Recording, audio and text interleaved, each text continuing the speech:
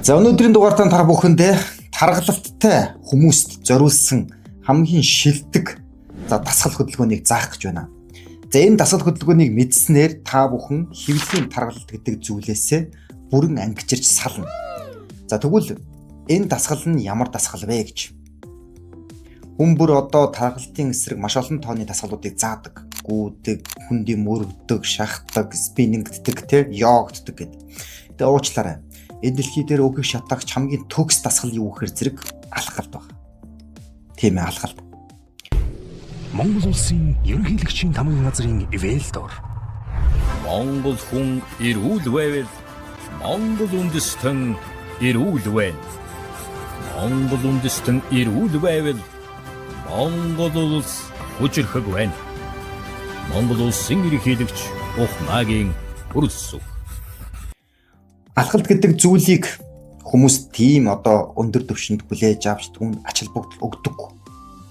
За миний хувьд ялангуяа энэ фитнесийн салбарт одоо ингээд олон тооны багш нартай хамтарч бас давхар өөрийгөө дасгалжуулж ирсэн байна. Хүний хувьд хэлэхэд тэд нар өөхийг шатаах хамгийн төгс дасгал бол гидсний дасгал биш.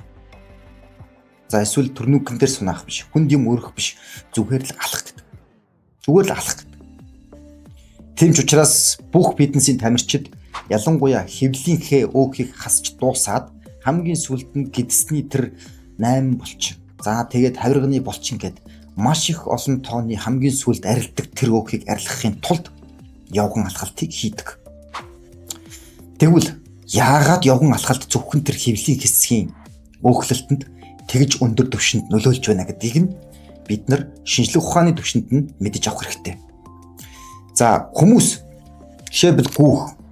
За эсвэл одоо хүнд юм өргөх гэдэг зүйлийг бол шүтэж тэрийг ихийгээд байдаг хэрнээ хичнээн сар явсан дараа ерөөсөө хэвлэлийг багасааг байдаг. Тэгэд тэр хүмүүст юу болоод байгаагаа сайн ойлгодоггүй. За энэ дэр ямар биологийн процесс болдог талаар та нартай тайлбарлая. Ер нь хүн гүүх эсвэл хүнд юм өргөх гэдэг бол байгалийн хүн төрөлхтний хийдэг байнгын хийдэг зүйл биш. Энэ бол ихэвчлэн ан гөрөө хийх эсвэл аратан амьтнаас зугтах, ам аврагдах байдлаар хийдэг үйлдэлүүд. Та нар байгаль дээр гараад одоо юу гэдгийг тэр омгийн хүмүүсийг хар мөнхийн гүйж байгаа бол биш шүү дээ. Бид нар ихэвчлэн алхдаг гэсэн. Гэтэл бид нар илүү ихээр яг үгээр зэрэг гүүх, харайх, хүнд юм өргөх энэ процедурд хүний биологийн процесс дээр ам аврах буюу эрчимтэй тэмцэлдэх тэр механизм дээр хүний бие ямар урвал явагдаад байгаа юм бэ гэдгийг мэдэж авах хэрэгтэй. За энэ үед юу болдог гэхээр зэрэг энгийнээр та нартаа тайлбарлахад за пресс машин байгаа. За пресс машины хувьд бол өөрөө хоёр хөдөлгөөртэй. Цахилгаан болон мотор гэж. За тэгвэл ялангуяа энэ одоо моторын хөдөлгүүр гэдэг маань бензин моторын хөдөлгүүр байгаад байна. Ихэвчлэн хурдан гүөх, хүнд юм өргөх, шахах, амьсгаадах, кроссфит хийх гэчлэн маш олон тооны энэ зүрхний ачааллыг ихсгэж байгаа дасгалууд юу болгодог гэхээр зэрэг илүүтэй хүний бие махбодын бензин моторыг ажиллуулдаг. Энэ юу гэхээр зэрэг хүний бие махбодыг хөдөлгөөнд богино зайд хүч авахын тулд ихэвчлэн өөхийг шатаах биш. Эсрэгээрээ элэг гэдэг эрхтэнтэй холбоотой байдаг. Хүний элэг гэдэг эрхтэн өөрөө нөөцлөгдмөл байдлаар маш их хэмжээний нүүрс ус саахыг хуримтлуулж байдаг. Үнийг глюкогийн хэлбэрээр хадгалж байгаа. Тэгэхээр богино зайны маш хүчтэй гүйлт 100 м-ийн усан болтын гүйлтэн дээр яах нь вэ? Тэр хүнд өөхрийн шатаагаал нүүрс усыг гаргаад тэр хүний энергийг хангах бол энэ дийлдэхгүй. Буюу маш хурдан үйл процесс хэрэгцээ байгаа учраас бие махбод өөрөө маш хурдан нөөцлөгдмөл нүүрс усаа задлах шаардлагатай болдог. Энэ процессыг хэн гэдэг вэхээр элэгэн дагуулж байгаа глюкогийн хэлбэрээр нүүрс усыг задлж цус руу хийж энэ нь өөрөө булчингийн системд очиж булчингийн энергийн системийг бол хангаж өгдөг байна. Тэгэхээр шууд гүөх эсвэл одоо маш их хэмжээний хүнд юм өргөх эдгээр дасгалуудын үед бол элэг тэр энергийн тогтолцоог шийдчихдэг гэсэн үг. Энийг нэгүрлэх юм бол пресс машины бензин моторыг ажиллуулж байгаа асуудал гэсэн үг. Тэгвэл бидний зорилго юу юм бэ гэж? Бид нар хэвлэлийн тэр өөхийг хайлуулад байхгүй болохыг хүсэж байгаа. Тэгвэл тэр Одоо жишээлбэл явган алхалт гэдэг юм уу, тэ? Зүрхний цохилтыг өндөр темпэнд аваачихгүй байгаа гэдэг юм уу? Тэр дасгалуудад юу болдог вэхээр зэрэг харин эсрэгээрээ. Та нар одоо анзаарч ирсэн бол 100 метрийн тамирчдыг харахад бол илүү их булчинлаг, дөвгөн мөчин, арга эсний булчингуй сайтай байдаг. Гэтэл марафон байд юм уу, холын зайны алхалт гүйлт эдгээр хөнгөн жиргийн шогшилттой байгаа Кени болон Угандагийн тамирчдуудыг хар. Чөрчилсэн арга эс шиг хүмүүс байж байгаа. Булчин гэдэг юм байхгүй. Тэгэхээр энэ дээр юу гарах вэ зэрэг удаан хугацаанд зүрхний цохилтын тоо эрчимтэй өндөр биш. Тийм үү? 110-аас 120-лууд хооронд хэлбэлдэж байгаа тэр зүрхний цохилтод юу болдог вэхээр одоо бидний үсээд байгаа ух шаталт явагдаж байна. Нэрүүлэх юм бол Брюс машины цахилгаан мотор ажиллаж байгаа гэсэн. Энэ үеэд юу болдог вэхээр зэрэг хүний бид богино зайд эрчим хүч хэрэгтэй гэдгийг нэг хэсэг бие махбод бол ойлгохгүй байгаа учраас удаан зайны энерги шаардлагатай гэдгийг ойлгосон учраас хэвлийн хэсгийн өөхний хуримтлагдсан байдлаар хадгалагдж байгаа триглицерид болон өөхний эсийн хуримтлалыг задлж түүнээс энерги гаргаж хүний бие махбод булчингийн системд болон зүрх судасны систем, дотор гихтний системээр энерги хангадаг. Тэгэхээр бид өөрсдөө ер нь харгалалтаас салахын тулд заавалжгүй бас жимд явах шаардлага бас байхгүй гэсэн. Зүгээр та өдөрт 30 минут ба түүнээс дээш хэмжээтэй зүрхний цохилтынхаа тоог 110-аас 120-ын хооронд л барайл өөрийнхөө зүрхийг нэг саваад байвал тэрийгэ болоод хөнхөн алхаж байхад л таны өөх ямар ч энэ дэлхийд дээр төгс өөх шатаагчаас илүү үр дүнгээр та хэвлийн өөхөө байхгүй болгож чадна. Ихэнх тамирчид, ялангуяа фитнесийн тамирчдыг бол анзаарч байхад бол ихэвчлэн хөнгөн темпээр удаан шатан дээр юм уу зам дээр алхаж байдаг. Тэгээд нүдэн дээр өөх нь байхгүй болдог. Нүдэн дээр хэвлийн булчингууд нь гарч ирдэг. За бид нар учиргүй хэвлийн булчингууд гарах төвшөнд очихгүй маа гэхэд наад хэвлийнхаа таргалтаас салахыг хүсчихвэл зүгээр л хоёр хөлөө ашиглаад үн төлбөргүйгээр ямар нэгэн фитнес явах шаардлага болоход зүгээр машиныхаа түлхүүрийг гэртээ үлдээгээд гарах зоригтой байх хэрэгтэй. Ингэж чадвал та таргалтаас сална. Ер нь аливаа бүхэн нэг тийм агуу зүйлтэй энгийнээс эхэлдэг гэж бол ихэвчлэн ярьдаг. Яг энийг л хэлээд байгаа. Хүн явган алхаж байгаа цагтаа хязээж таргалтай байгаагүй.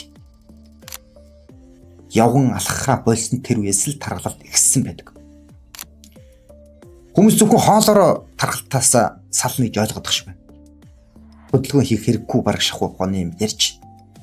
Тэг явган алхалтыг болохоор хамгийн адагт нь ямар ч хэрэггүй зүйл шиг юм шиг ярьж байгаа. Гэтэл энэ нөөрөө хэдэн сая жилийн эволюц хөгжлийн нөхөө үр дүнд өөх хөрөмтлөх процессоос хамгаалдаг цорын ганц шалгарсан байгалийнхын бидэнд өгсөн хоёр хөлөөр хийж болох төгс дасгал юм байгаа маа гэдгийг нь ойлгох хэрэгтэй.